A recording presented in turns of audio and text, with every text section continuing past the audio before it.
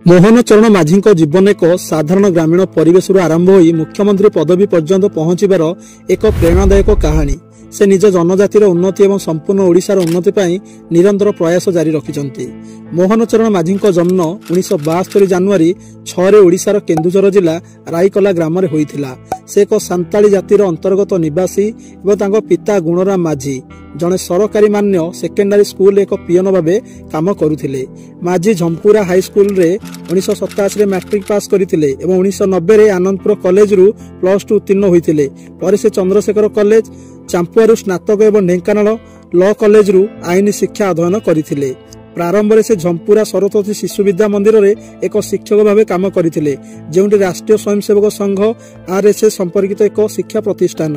मोहन चरण माझी प्रियंका मारांडी को विवाह करथिले एवं तांकर दुईटी संतान एवं से ओडिशार केन्दुझर रे बसवास करुछन्ति। 1997 मसीह माझी राईकला ग्राम पंचायतर सरपंच भाव निर्वाचित होइथिले एवं 2000 पर्यंत यह पदवी धारण कले। 2000 रे से केन्दुझर विधानसभा आसन रु भारतीय जनता पार्टी बा बीजेपी रो प्रार्थी भाव निर्वाचित होइथिले एवं 2004 पुनः निर्वाचित हेले। मात्र 2009 रे एवं 2014 रे से निर्वाचन हारिथिले, तथापि 2019 रे पुनर्बार जितिले एवं 2019 रु 2024 अवधि रे ओडिशा विधानसभा रे विपक्ष मुख्य मुहा भावे काम कले। 2024 ओडिशा विधानसभा निर्वाचन रे बीजेपी अधिकांश आसन रे विजय हासिल कला एवं मोहन चरण माझी को नूतन मुख्यमंत्री भावे नियुक्त करागला।